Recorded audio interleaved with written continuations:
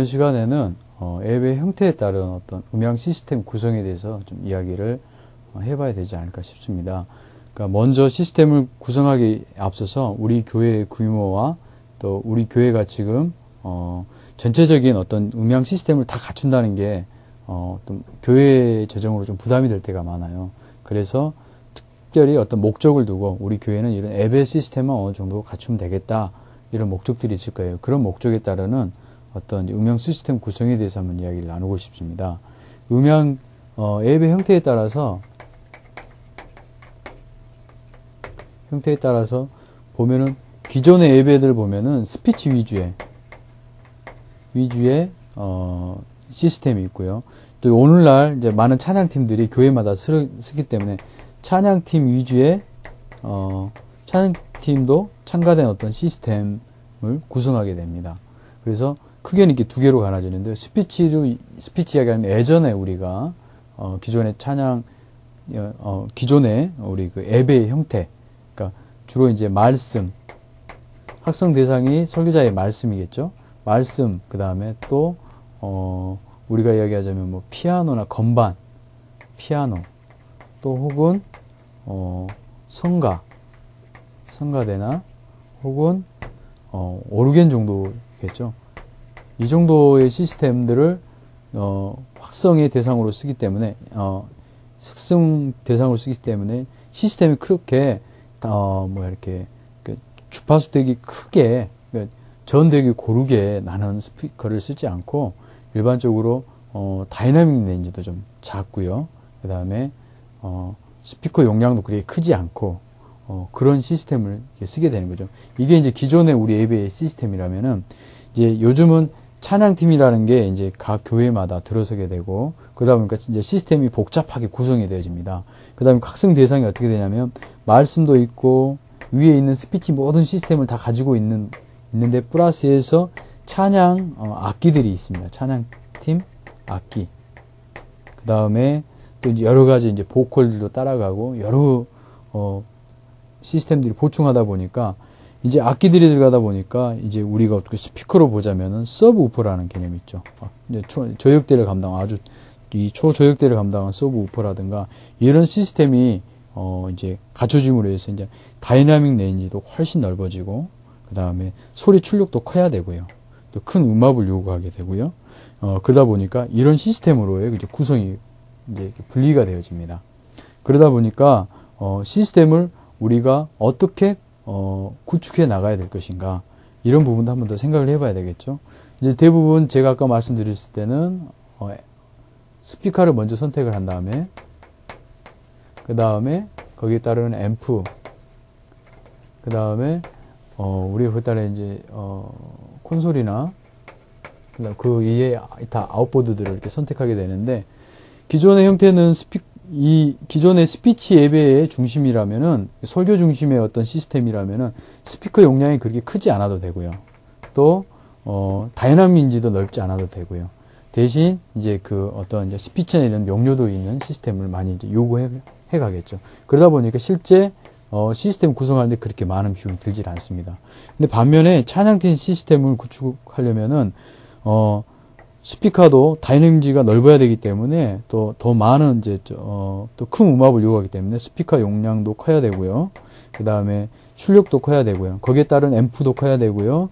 또 찬양대가 또 쓰기 때문에 더 이 마이크 채널이 입력단이 많아야 돼요. 그래서 입력단도 많아야 되고요. 따라서 참가적으로 비용도 많이 들어갑니다.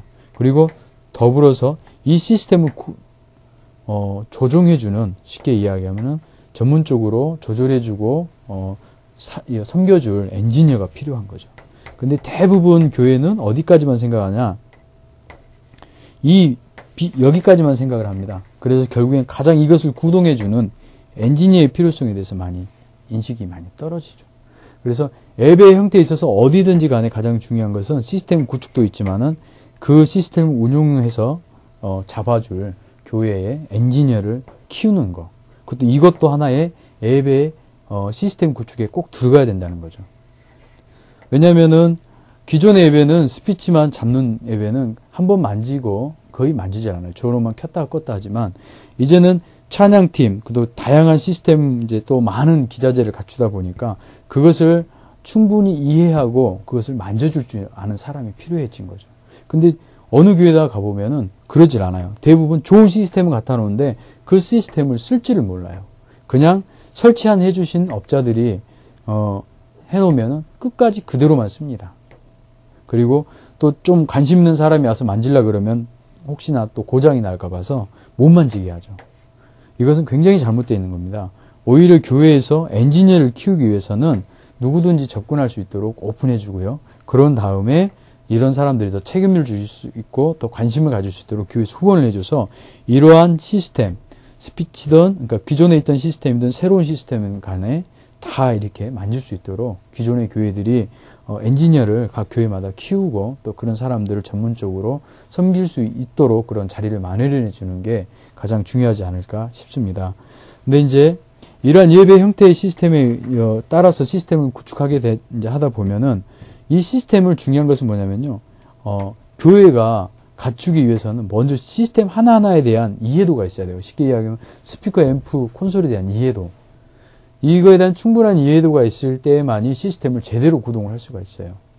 그리고 이해된다는 말이 뭐냐면 다시 어떤 이제 시스템을 더 추가하거나 할 때 직접 엔지니어들이나 교회에서 이런 시스템에 대해서 할 수 있다는 거죠. 대부분 업자들을 불러서 시스템들을 설치를 하고 돈을 더 내는 경우가 많은데 실제 그렇게 큰 기술도 필요하지 않는데도 그러한 어떤 좀 비용적인 출혈이 좀 심하다는 거죠. 그래서 이러한 시스템을 구축하기 위해서는 또 앞으로 교회의 미래를 위해서도 이 엔지니어 육성에 있어서는 교회가 앞으로 이런 부분까지 같이 생각을 해줘야 되지 않을까 싶습니다. 이런 시스템 구성에 앞서서 먼저 공간을 현장을 와서 보고 현장에 대해서 충분한 이해를 가지고 그런 다음에 스피커를 선택해야 됩니다. 즉 이런 시스템들을 선택해야 된다는 거죠. 근데 대부분 이제 전화 통화상으로 때로는 뭐 사진상으로 또 어떤 이제 설계도 상열해서 이 정도면 되겠습니다가 아니라요.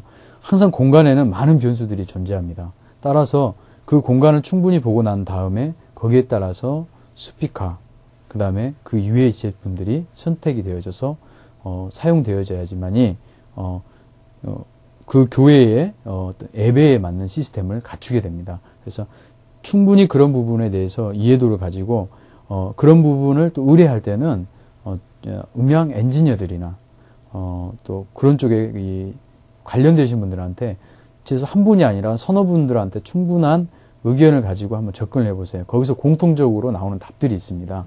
그 답을 가지고 이제 이런 시스템을 구성하는 게 가장